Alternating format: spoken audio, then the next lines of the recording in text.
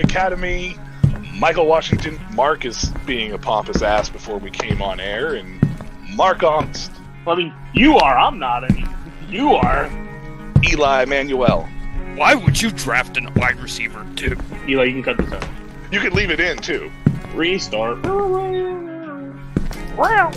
Kyler Murray has a fantastic arm. It's just the decision making for him. For me, Michael Vick just made better decisions. I feel like overall. Makes sense. I said 1 or 2 inches, growing 1 or 2 inches, and you're like, and he's still going. I have leagues on too many apps. I don't know what to follow.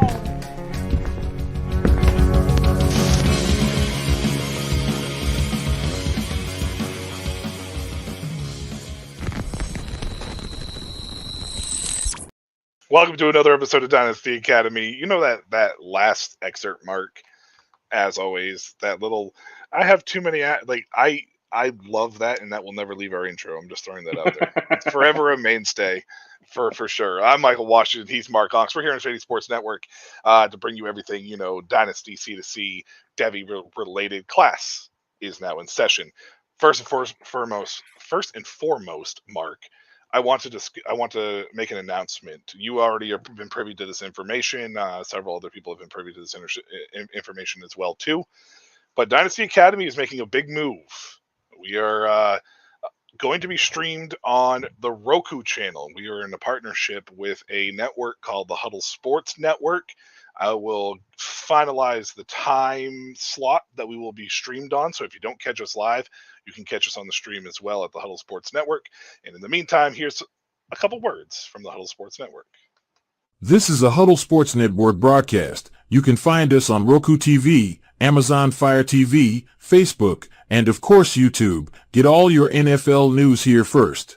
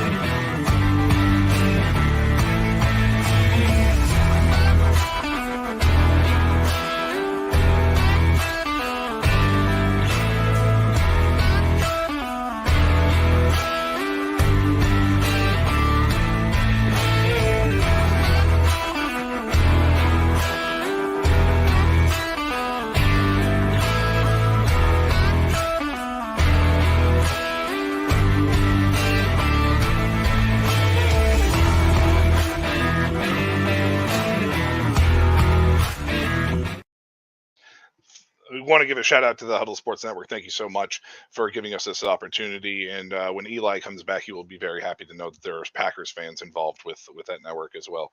I did love that it was Packers fan and then the one Bears guy.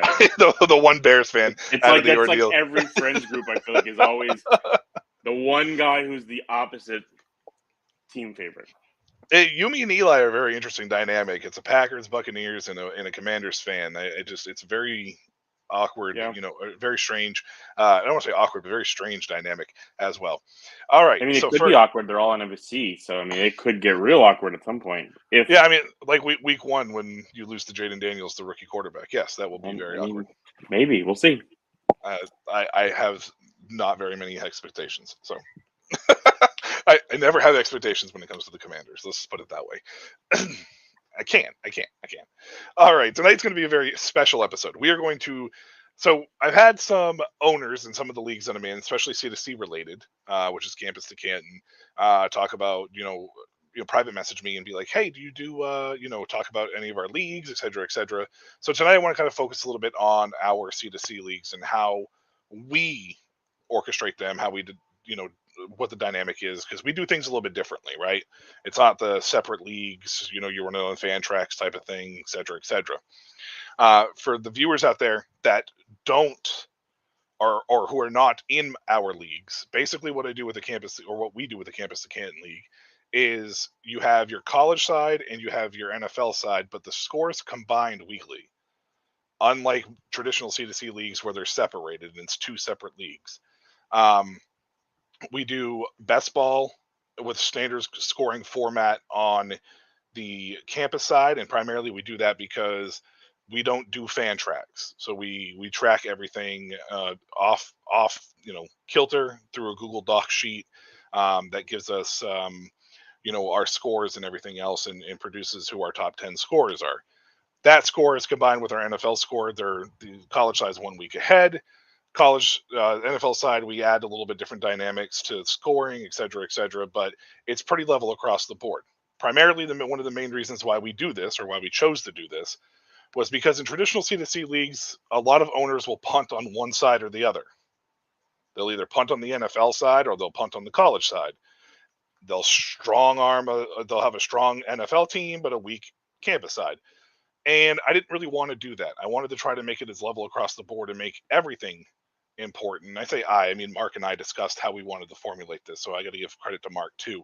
But we wanted to formulate that so it was even in, not necessarily even, but we wanted to make it so it's important across the board, right? That's primarily what our objective was.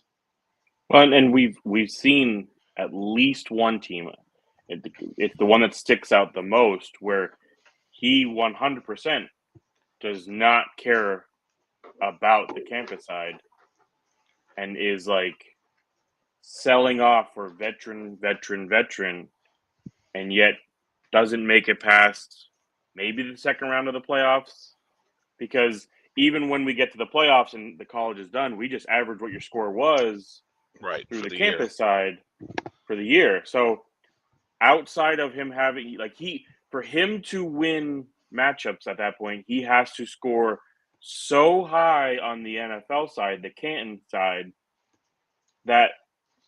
and the person he's playing has to be so low that because that's the only way he really wins at this point in even regular season matchups. He beats up on the teams that are kind of rebuilding-ish, so they're younger on both sides, not making tons of points. But as soon as he goes up against a team that's kind of balanced, he gets wiped. Yeah. And he doesn't change his strategy because I think it's all he knows, and he's not willing to try anything different. But he's not going to win, and he's just going to continue to age his team worse and worse and worse year after year.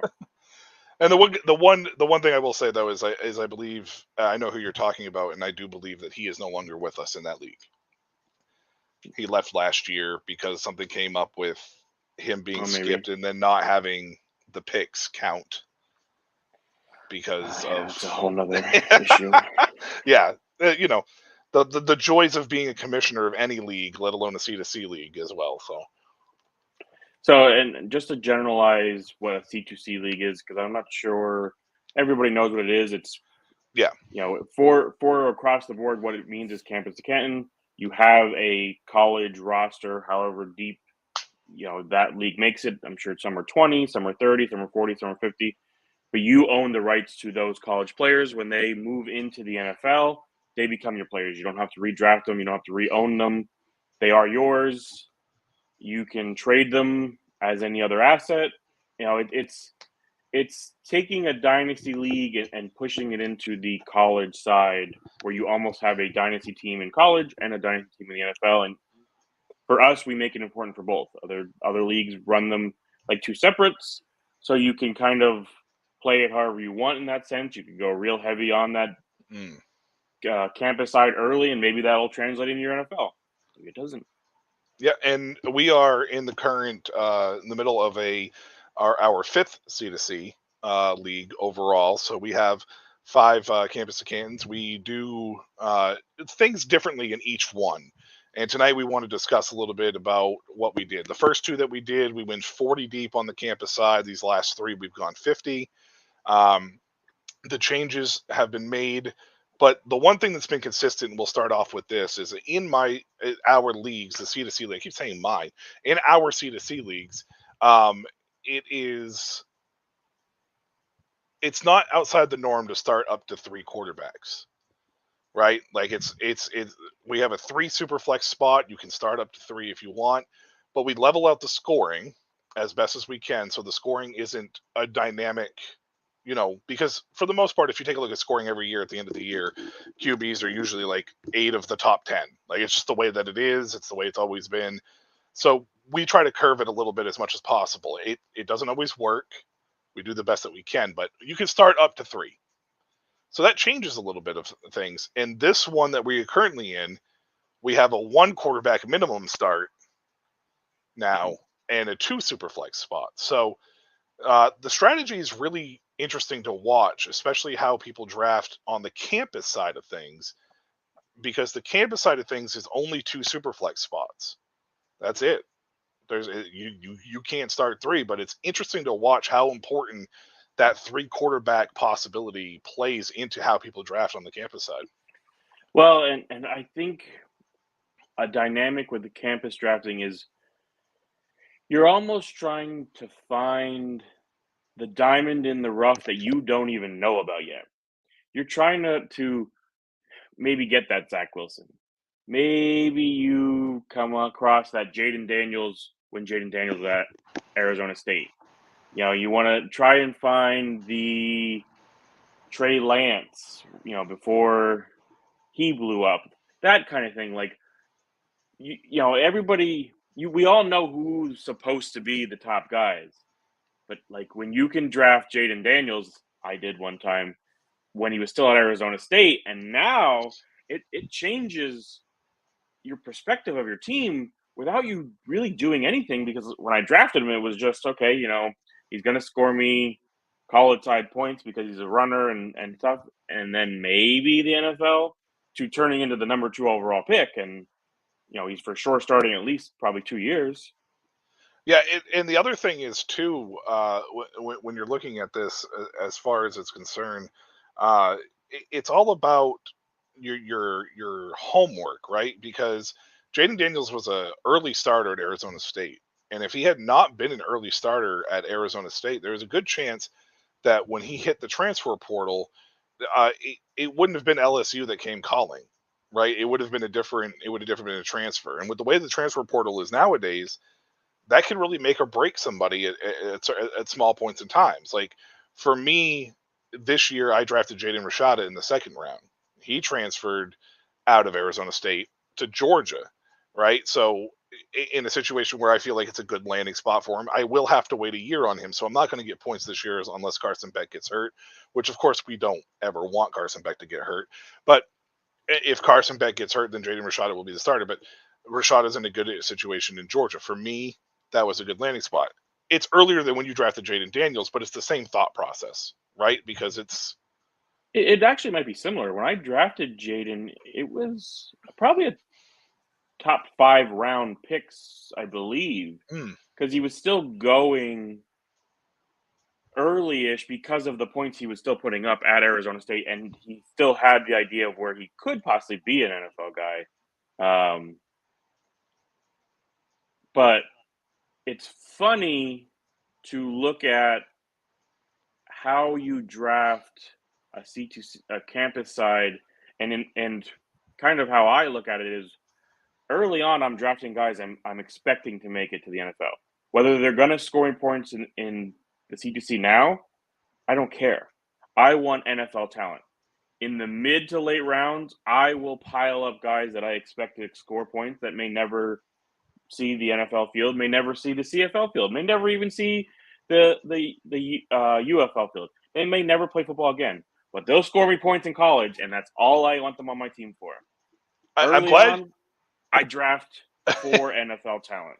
I'm glad that you mentioned that, and that will be something that I want to talk about a little bit because I'm seeing it a lot here in this current draft. But first, I want to give a shout out to Daryl, who is kind of a star of this show without ever actually chiming in. I'm pretty sure this is the first comment he's ever been, but we have talked about Daryl a lot. He is not made up. He is an owner in our leagues. He says he needs a diamond in the rough because he's about to be OTC. Daryl, any of the diamonds in the rough that we are going to give you, you're probably going to get sniped, so we're not going to do that for you. That's just not what's going to happen. Sorry. No. I mean, I'm sure that there's a guy somewhere like, Southwest Oklahoma State you can go take a look at or something. I'd say Cal State. Cal State probably has a good quarterback you could draft. Yeah, Cal State. I mean, you could look into Caltech. Caltech. Maybe, yeah, there you go. Maybe Leonard is available. Howard. Yeah. Howard, the Howard Bisons. You can find somebody there if you wanted to. You totally missed that reference for Caltech. We'll just move on. Oh, I did. I went right over my head first time. I got it now. I got it now. Well, see, I've been doing a lot of these shows the last few days. I'm tired. Okay, let's watch it. Bo Callahan is still there, Daryl. Yes, he is. Bo Callahan is still available. All yours. Yeah, he's all yours. Yeah, you can take him for sure. The reason I said that though is about the scoring side of things and the points and all that stuff. Is I'm going to pick on you a little bit here, Mark, just because you did this in another league where you drafted FCS guys. Tim DeMorat was huge for you, but it didn't pan out. It didn't pay off, right? Your team made the playoffs, but you didn't win the league. And then I'm seeing it now with Madden in this league, with him drafting a lot of FCS guys, and I know that they're going to score a lot of points for you. But is it really a sound strategy to go get yourself a super senior for a year just to have him be an undrafted free agent at the next level if it's not going to be a strategy that necessarily pays off per se? I think the first person that did this was Daryl in C2C Kingdom, the very first one that we did. And it wasn't nearly as deep as you and Madden went. But he had those guys score for him, but he also had a really good NFL side because he made that trade that put him he had 6 picks in the first 3 rounds that really paid off for him. But I can't think of another time that strategy of the FCS guys or loading up on the FCS guys has really worked overall. Can you? But I can tell you why it didn't work for me in that league. I drafted the NFL team as a young rebuildish style, and then drafted the campus team and halfway through switched to FCS players that scored me tons of points. So when my NFL side, during the season, my campus side could carry me for the most part and carry the NFL side. When it came to the point where I was going up teams that were way higher on the NFL side and were scoring still on the campus side is when I ran into a problem. Right. In this one, because I started the FCS player grabbing because I took the kid from the quarterback from South Dakota State pretty early. Yeah.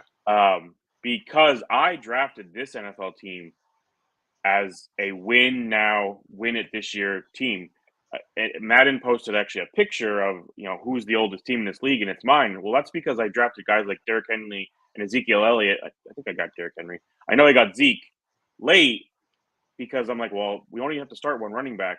Zeke's probably the starter, and I could play him in my starter if I need to, because it's a one running back and I'm scoring points for this season. So my idea with the FCS is I've sprinkled them in a little bit differently than before, and the most recent quarterback I drafted from the FCS is only a sophomore who may not score as many points right now, but I have a few years with him, at least on my campus side. That was the strategy that I was wondering about, because to me, if I can find myself a 4-star sophomore at a Power 5 school that may not score me right away compared to a super senior at the FCS level, I feel like I would rather just have that sophomore with the chance, the possibility he grows into something more. I know it's a risk either way, but a lot of FCS guys go undrafted. Mm-hmm. And the only way to really create a super team on the NFL side of things is like a campus to Canton. I mean, you obviously have to hit on a chunk of your picks, and let's be honest, we're going 50 deep, so it's not like it's one of those situations where it's not not a smart strategy. It's definitely a smart strategy. I'm just curious as to what the overall balance would be, or what the comparison would be to me taking a sophomore that maybe is not getting a ton of love, but in a good situation at a FBS school compared to a guy at an FCS school for at least 1 year. Because I know that a lot of FCS players we don't take with multiple years. It doesn't happen very often. It's tough because with the transfer portal, even some of these wide receivers at maybe the non-Power 5 schools, but the better non-Power 5, you might look at that wide receiver who last year put up 1,500 yards and go, oh, that'd be a good pick. And then you look, well, he transferred. He's transferred into Georgia, and there's 6 other wide receivers around him now instead of being the guy. So you have to really decide what your NFL team is built like. The first time I did this, I didn't do that. I drafted the NFL team with no idea of the campus team. Even though we've done it before, I didn't really have an idea in my head of how I was going to do it. And I didn't pivot to the FCS until halfway through the draft. And I went, oh, I can draft these guys and score me points. But when my NFL side was not built for that, was not good enough for that, it failed. Right. Now, I mean, this time maybe the NFL side will just fail because, they failed, but it's built to be able to withstand the teams that are maybe a little younger, but aren't really, scoring tons of points either way. They're pretty average across the board, where I'm looking at I should be able to hopefully score pretty high on both for this season and win it this year. Win it this year, and I don't care what happens after that because I got the win. Well, yeah.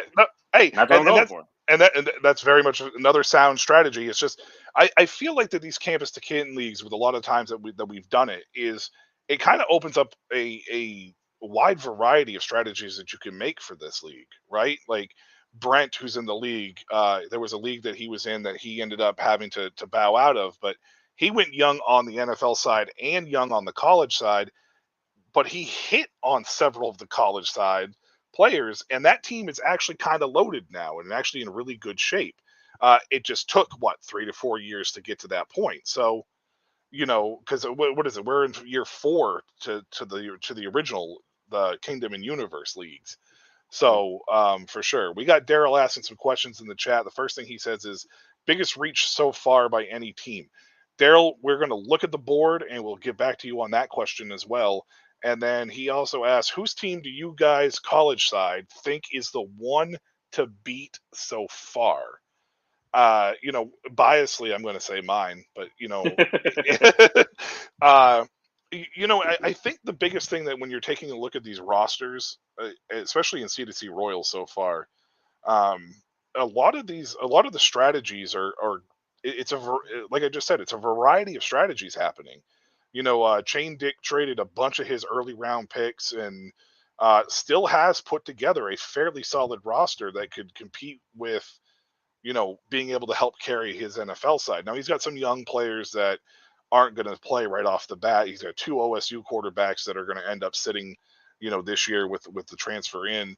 But he has Uyagalele. There's, he's got Kevin Minchie from Notre Dame. So he's got some young quarterbacks that were fairly high recruits. Austin Novosad is another one that, I think he was a 4-star recruit when he came into Oregon. He just has Dante Moore in front of him now. So that's going to be a interesting QB battle moving forward. Novosad's probably going to end up being a transfer candidate. So, well, he has Dante Moore in front of him, but they also have Dylan Gabriel for this season. Right. I mean, but Gabriel's also 55 years old. But I'm saying collecting AARP. You're looking at Dylan Gabriel this year. The thought of probably Dante Moore the following 2 years, most likely, unless he doesn't pan out. So it's got to be the idea of you're either going to beat Dante Moore out or you're transferring out. And Oregon has been very much a team that will take the older veteran because they're trying to win. Like they're just looking at win this season. We'll figure it out as we go. And it's creeping to be what a lot of teams are doing now. Go get the veterans that's transferring and do 1 year with them. Right. It worked for Bo Nix. They were good teams. It worked for Michael Penix. They didn't win titles, but came close, especially with Penix. Yeah. And Daryl, I'm not beating around the bush on that question. It's just really hard to gauge because the college side is so, it's so unpredictable for the most part. The FCS guys, if they all hit on Madden's team will be very hard to beat points-wise on the college side because of how many FCS guys he has. Mark has some good FCS players as well.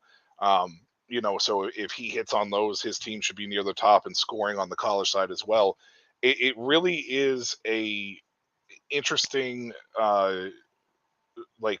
interesting to see how it unfolds as the year goes on. I don't know if you saw the board, Mark. Do you have a biggest reach yet, or we want to come back to visit that? No, that's what I've been looking at. I'm Or- going to be honest.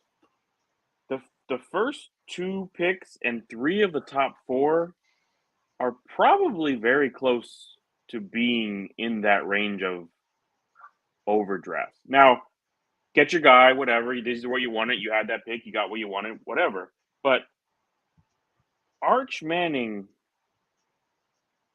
feels kind of high at number 2 overall, with the idea he's not starting this year. We know that for sure.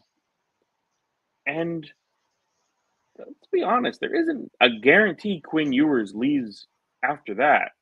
That he's a guy who's kind of realized he made mistakes early on, came to college probably too soon. So I don't think he'll make the same mistake and go to the NFL too soon if he really doesn't prove to be the top guy in college football this season. I think he will leave. But I look at that Arch Manning pick and go, Shedeur Sanders. I go, he's going to score you points. I got no doubt about that.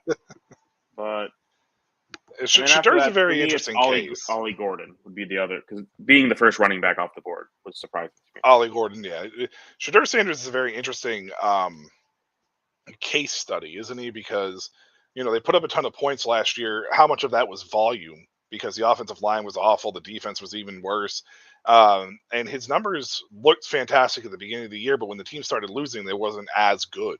Right. I mean, he had a big game against UCLA, I believe, in Stanford. But other than that, they were just kind of, they were decent college games that you could have got from anybody else. And for me, I'm going to take a little bit different of an approach. And I'm going to take a little bit of a different approach for here. And for me, it's Madden at 201 with Jeremiah Smith. Now, look, I understand the hype. I get the hype.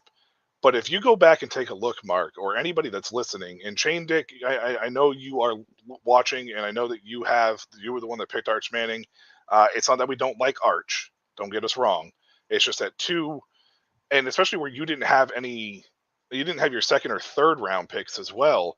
I feel like that there was a missed opportunity there to maybe get a solid point player that could actually, score you points on that side this year. Arch will most likely be a top pick. I think the hype is real and I think it's legit. It's just you're going to be waiting at least a year, if not 2, depending on what happens, because he didn't transfer. I was hoping Arch was going to transfer. He just chose to stay at Texas. And we have a Texas girl in our league, Bivu. She's a Texas girl who's drafted basically the entire Texas team. So I don't know how many more players on that roster are there, but I'm sure she'll find somebody and draft them as well. But Jeremiah Smith for me is an interesting one because if you go back and take a look, Mark, at the first 4, and you could say this for any of the true freshmen in general, the true freshmen tend to get drafted high. And they don't always pan out. We did it with Kamar Wheaton when Kamar Wheaton came out because his college tape, high school tape looked really good. He was going to Alabama, which produces. Then he transfers to SMU, and then there was 2 4-star recruits that followed him to SMU. And it's like now he's stuck in the backfield. He is projected to be the starter again this year. Sounds like SMU is going to have him be the starter, but that doesn't mean anything. Jalen Knighton's a senior. LJ Johnson's a sophomore or a junior, sorry. So we don't know what that dynamic's going to be at the college level.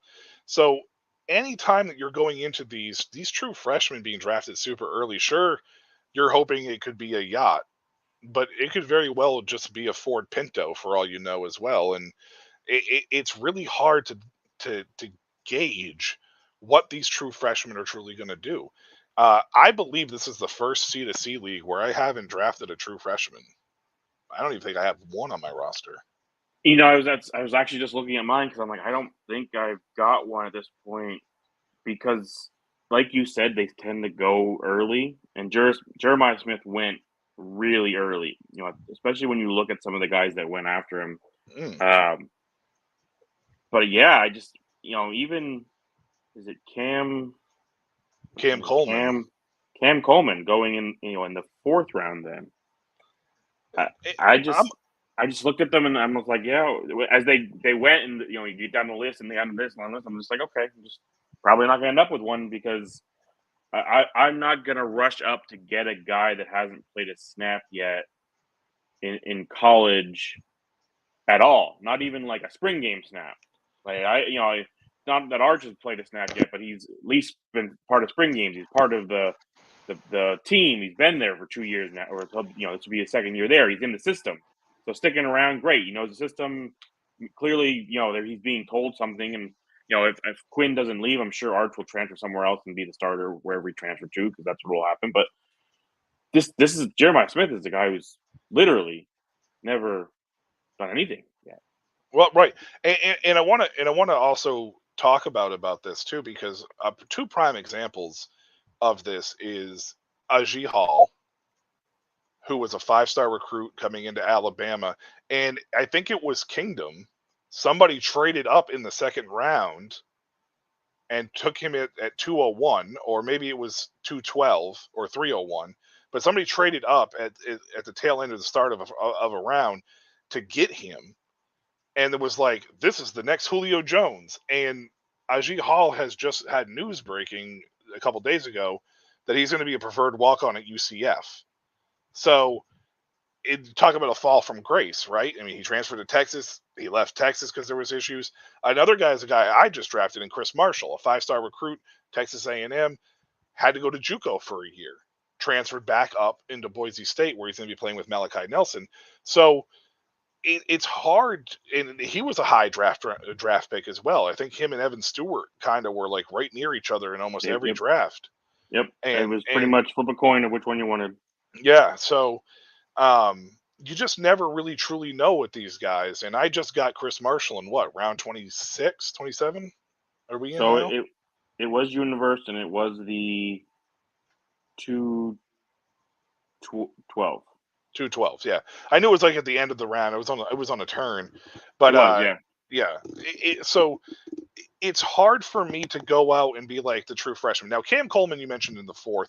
I don't mind the 4th as much because there you're kind of still looking for NFL's upside.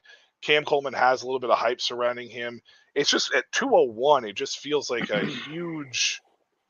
It feels like a reach based upon what we have for value. So that would be my biggest thing. But it's pretty much true freshman and all. Daryl has said Cam Coleman was probably the one true freshman I would have wanted. He will be a day 1 starter in his opinion. And I agree with you. I think he will be a day 1 starter in Auburn too. For sure. He could be, but we're also talking about Auburn at this point. So right. A day 1 starter at Auburn doesn't tickle the fancy as much as it might. Don't sleep on Taylor Green. That's all I got to say. And maybe it will work out. I lost where he's at now because I was trying to kind of look to see who else went around Cam Coleman. Cam Coleman Cam Coleman went to Clemson in the 4th round. So don't mind Cam Coleman, but so a Damian Martinez at running back, I might prefer that. A Jackson Dart, as a quarterback. Now maybe he doesn't have crazy NFL upside, but you're going to get college points from him in that offense. I got Drew Aller. Katron Allen went Katron Allen, yeah. Here's the thing with the true freshman though is, and we've been guilty of it, and I think the last 2 drafts we've kind of deviated away from it a little bit, but it was the same with the rookie fever, right? Mm-hmm. The shiny new toy, what's in the box. It could be a brand new Ferrari, or it could be a pile of sticks. You're not sure, but it's a brand new shiny toy that you want to get a chance to possibly play with. So I feel like a lot of the times that the rookie fever is turned into a true freshman fever a lot with the C2C side. So that's why I say a lot of times, or that's why I pick Jeremiah Smith for my reach in this case, is just at 201, it just seemed really early. I mean, I had him on my board, but I wasn't taking him in the 2nd. Now I will say that that Fett, who was picking 1st overall, he messaged me in a DM and told me that Jaden Rashada, where I picked him, was a bit of a surprise to him. I don't know if it surprised anybody else in the league. Maybe that was a reach. The only in my thought process when I took Rashada was he was Arizona State's highest recruit ever. He transferred out to go to a team that is going to be looking for a quarterback next year. So he's getting a 1-year head start to be in a system that's most likely going to be, his. And I say that because Georgia doesn't really do a lot in the transfer portal, and they're not the type that's going to, just throw out a freshman to start. They've never been that type of team. I don't think it's going to be that team. So even though I'm not going to get the points from Rashada this year, I felt like long-term potential, he could be a guy that could be a first-round NFL pick and score a lot of points in Georgia. That was my thought process behind it. But I know why people think that. It's because Jaden Rashada isn't that well-known of a name. He was their highest recruit. It wasn't like he was the number one quarterback. He was 6, 7, or 8, I believe, somewhere in there. So he was a high-ranked quarterback, not the number one. Went to Arizona State. He did start immediately for them, but then got injured, kind of lost the job. Things got weird there, hence why I think he transferred out. So I get the idea of, well, I don't, never heard of this guy really, or he's a guy that couldn't make it at Arizona State. Why would he make it at Georgia? But it's not, I don't think that he could make it at Arizona State. He won the job. It's just things didn't work out there, and like you said, he transfers to a team that's going to be built to continue to win. Right. And I don't know what quarterbacks really are behind Carson Beck at this point, because I know Gunnar Stockton is the only other guy that's there. So yeah, I know Vandegrift transferred to Kentucky. I think he's at now. Raiola, I think, was originally supposed to go to Georgia. He chooses Nebraska instead. Is that because they bring in Jaden Rashada in? Raiola is like, well, I'm probably not going to be the starter for 2-3 years at this point. That's the tough thing with this transfer portal is from year. We are drafting some of these guys. Even Jeremiah Smith, he goes to Ohio State, wide receiver factory. The guys are coming out. Well, so was Julian Fleming. Well, he ended up being the guy that didn't work out from that group of 3. Right. The one guy who wasn't playing well at Ohio State that ended up transferring to Alabama. With the Lions now. I can't think of his name. Jamison Williams. Jamison Williams. He was really nobody at Ohio State, but then somehow goes to Alabama and becomes a first-round pick. So you get both sides of it. It's where well, I don't. You might end up with Marvin Harrison Jr. with Jeremiah Smith, and you might end up with Julian Fleming. And a guy I drafted, Noah Rogers. I mean, he came in with three wide receivers, Brandon Ennis and Carnell Tate. He was actually the highest recruited one out of the 3, I believe, or ranked anyways, at 247, or at least the compository rankings. He was the highest rated one, and he ended up transferring to North Carolina State. I think North Carolina State's a fantastic spot for him. He should start immediately there with Grayson McCall coming in as well. So I was happy to take Noah Rogers, but Noah Rogers is a guy, right? Like Jeremiah Smith coming in as a 5-star recruit, tons of hype surrounding him. Emeka Egbuka returned. If Egbuka hadn't returned, maybe there was a chance that Noah Rogers would have stayed. But it you're right. The transfer portal opens things up. I think it's great for the sport because it gives opportunities to guys where there's no longer waiting for 3 years and eating up your eligibility. You can go get a chance to go play now. It's just you have to be smart about your decision as to where you go, right? Like you have to, because if you don't, you can end up like Kamar Wheaton at SMU. I think Wheaton will still get drafted, but we're looking at a guy who was a 5-star, ton of hype surrounding him, possible first running back taken, to now he may be a 6th-round pick for all we know. Zach Evans. I was literally just going to say, Zach Evans is the perfect example of this. 5-star, number 1 recruit running back, go to TCU, play well at TCU for one of the seasons he was there, transfer to Ole Miss, get outplayed by Quinshad Judkins, and then get drafted in the 6th round to the Rams and probably is out of it. LJ Johnson, like Darryl just said, is another one. I mean, Marshawn Lloyd, though, then is the opposite. Not that he got great draft capital, but he's the opposite side of that coin. Starts off not that great at South Carolina. Looks like, but it was a high, star. His injury had something to do with that, though. He got hurt early, so. But kind of washes out there, transfers to USC. Nobody really pays attention, plays really well, ends up getting drafted in the 4th round to a team with, a second running back who's trash.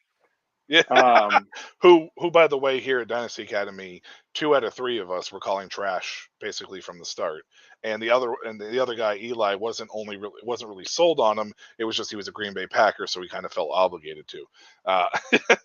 But to go back to to what we talked about with Ohio State, they're starting to become the Alabama running back factor, where I don't even look at them anymore because 3 of them end up picking Alabama to choose to go to as true freshmen, and they're not going to work out, all 3 of them. It rarely ever happens.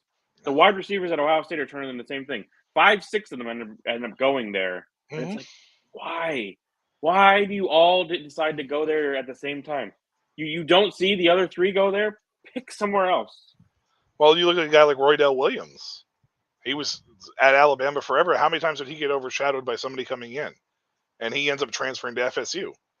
It's the same idea with the Ohio State wide receivers. It's like, why are you going there when you have 2 other guys that are in the top 8? Like, everybody can see who's being recruited and where their positions are and where the rankings are, at least consensus wise. So yeah, like I don't understand it.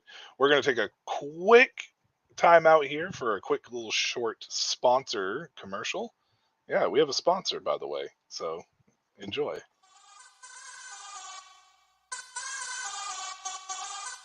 This is Current. It's the card my parents used to pay me for mowing the lawn, running errands, and doing well in school. This is the card I used when we got the idea to make our own clothes. And we spread the word, drove downtown, and sold everything we made. This is the card I use to do the things that really matter.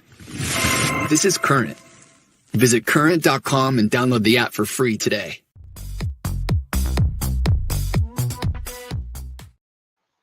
Once again, thank you to Shady Sports for giving us the platform here for Dynasty Academy.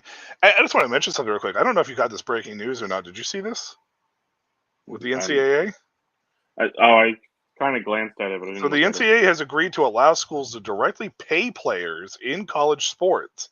The NCAA will pay more than $2.7 billion in damages over 10 years to past and current athletes, and they'll have a revenue sharing plan with athletes worth up to $20 million per year. That's crazy. That's awesome. I think it's great for the players, but that's insane. It'll be interesting to see what happens with. I was gonna say it'll be interesting to see what happens with how it works out, but yeah, as well. So the other thing that we do differently is the starting requirements on the NFL side, and how a lot of these NFL sides affect how we draft on the college side. Correct? Like, that's generally what we end up doing. For instance, in Kingdom and Universe, it's, well, actually, I think the first 4 leagues, it's all flex. Yeah, and the first 4 are. The first 4 are all flex, and you can start up to 3 quarterbacks. So positions don't matter as much, right? But the current league that we're drafting in, C2C Royals, I did something a little bit different. I actually have starting requirements. It's 1 quarterback, 1 running back, 2 wide receivers, and a tight end, even though I fucking hate tight ends, and several flex spots or whatever it is. Like, what is it? 5, 6 flex spots. I don't know. 2 of them are super flex. And 2 of them are super flex. So you can start up to 3 quarterbacks. Of course, again, scoring is leveled out there. How did that change your dynamic here, Mark? Because for me, well, I'll get into me after you, but how did it change your drafting in this situation? Well, I'll give you a good laugh to begin with. So I didn't realize it was only a 1 running back start, probably until about round 8 of the NFL draft. And I just happened to look at something and I went, oh, it's only a 1 running back start. I actually was already, it works out perfectly because I was already in the idea of I'm going to go the, not the 0 RB. I went with the 1 RB strategy where I took Javonte Williams semi-early-ish. I think it ended up being round 4 or 5, but that's because quarterbacks pushed a lot of players down. But I wasn't planning on drafting another one for a while, which again worked out for the league being only a 1 running back start anyway. And then I just went ahead and drafted older-ish running backs that I knew at least this year we're going to score points. The 3 quarterback thing is probably what changes the strategy the most. I chose to get the number 1 pick from the Derby in the reason I wanted Josh Allen. But then I drafted Dak at the 212 or 3-1, whatever it was. And then when it came around again, I was looking at, okay, what quarterback left do I still like? And Baker Mayfield was my choice between, I think, like Kirk Cousins and maybe a couple other guys. But I was looking for that guy who's veteran, going to start, has a couple years on the deal that he signed. I think then, I was like, I'll just fill in rookies that, are left. I think it's Spencer Rattler. It might be the only one I actually ended up getting. Oh, I took Trey Lance being Dak's backup, and the fact that Dak is on this 1-year deal thing now. Maybe he leaves, maybe he doesn't, and Trey Lance maybe gets a shot. So I only really have 3 quarterbacks that I can start, but I have 3 that I know outside of injury will be a starter at least probably for 2 years. And that's the strategy I look at for these kind of leagues compared to just a regular super flex league where there's 2 starting spots, where maybe I would draft 2 guys kind of early, but I probably wouldn't look for my 3rd, 4th guy till way later because they don't fly off the board as fast as they do in these leagues. And that's why I wanted the 1-1. I wanted Josh Allen's share. I don't have one. I wanted one. I got one. So let me ask you this too, because there's been a lot of discussion recently, and we talked a lot about it with our rankings thing, as far as how the NFL has changed the running back. The running back landscape has changed over the years, and I've always been a guy who's always gone running back heavy. I don't know if anybody that's listening has paid attention other than a couple people, but I was the last one to draft a running back, and I currently only have 3 running backs on the NFL side, on the campus side. Oh, I noticed that. Yes, I was looking at it when I'm like, you gonna take one? You gonna take one? It took me a while, and I'm happy with the guys I got. It's just it's so hard with the way that this league is to get it out, to figure it out. But even on the NFL side, Saquon Barkley was my first running back taken, and that was like around 7. So it was, or around 6 or whatever. It was fairly late in the process for me to get to grab Saquon Barkley. But I don't really feel the need. Like, I don't agree with the 0 running back strategy. Like, Barkley was definitely a guy that I was going to take. It was just that he fell to a spot where it was like, okay, I can grab him now. Yeah, so to give people some context, that's probably like drafting him in the 3rd. So you got him at 6'3". Yeah. It's probably like drafting him in the 3rd, 4th round of a normal super flex league. Right. In this league, quarterbacks like Baker Mayfield went at the 4th round, where I took him, because you essentially almost need 3 starting quarterbacks to be a strong competitor. You could go without, but to be a strong competitor, you need almost 3. Yeah, I mean, Daryl's proof that you can win this league without a starting quarterback or with only one. I mean, he did do it, or a style of league like this. It could happen before, so yes. But so that's like getting. But I mean, I didn't take Javonte Williams till 7-1. Right, and that was my first running back.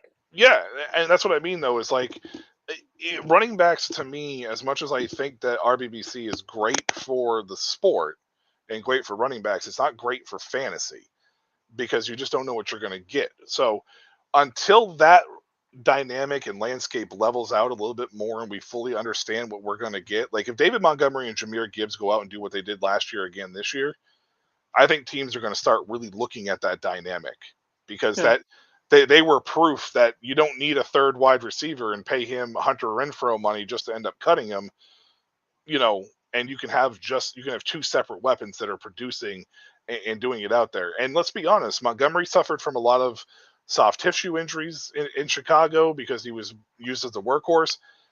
And it's proof that the lighter load, as long as it's working, it's great. Now that might just be an anomaly too, for all I know, but I'm just saying in general.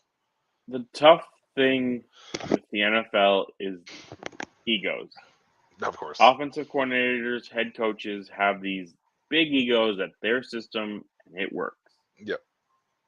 And when you can be a coach who can adapt to you doing something like that where it works, that's when things like that work. It's these other ones that are like, well, no, we're doing it this way. I don't care what we got, it's going this way. And that's when it doesn't work.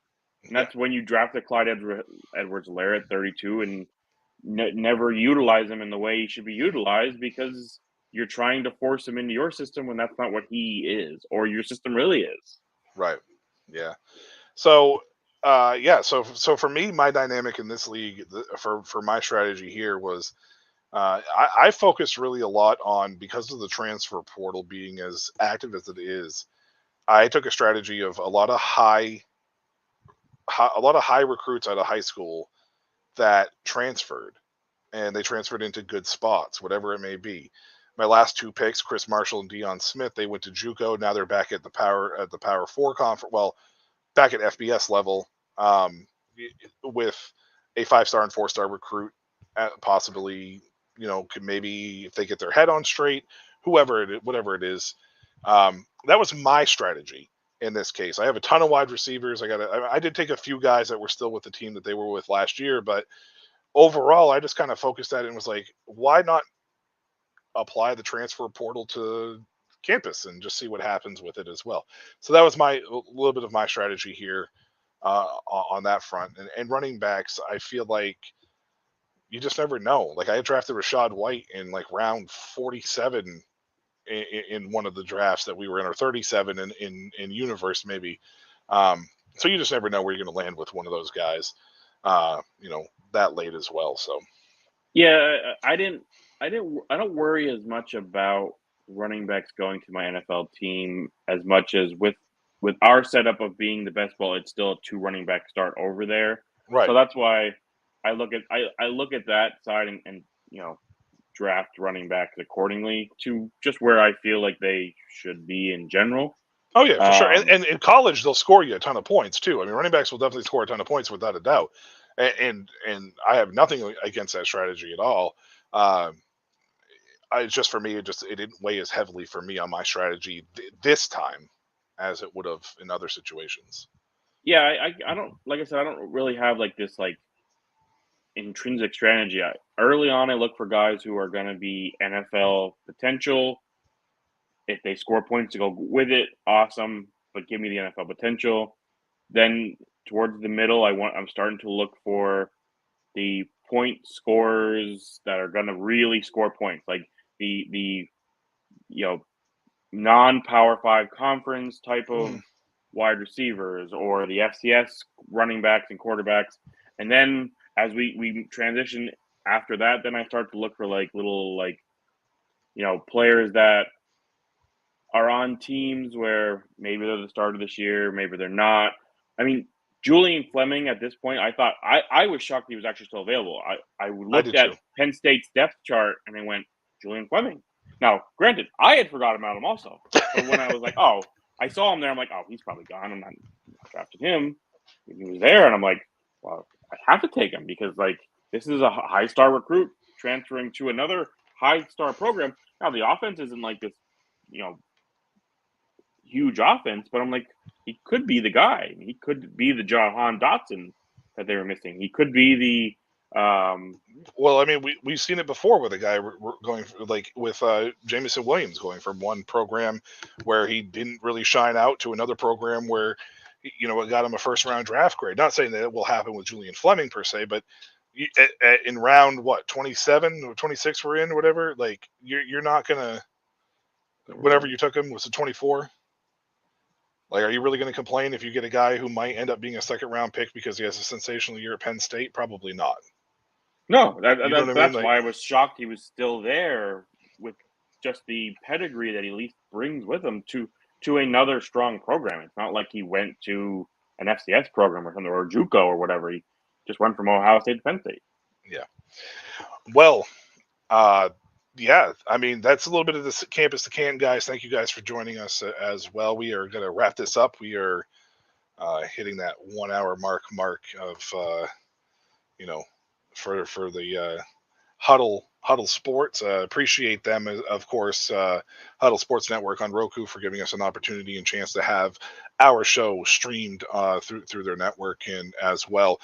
This is Dynasty Academy on the Shady Sports Network, and I'm Michael Washington, and he's Mark Ongst, and class is dismissed.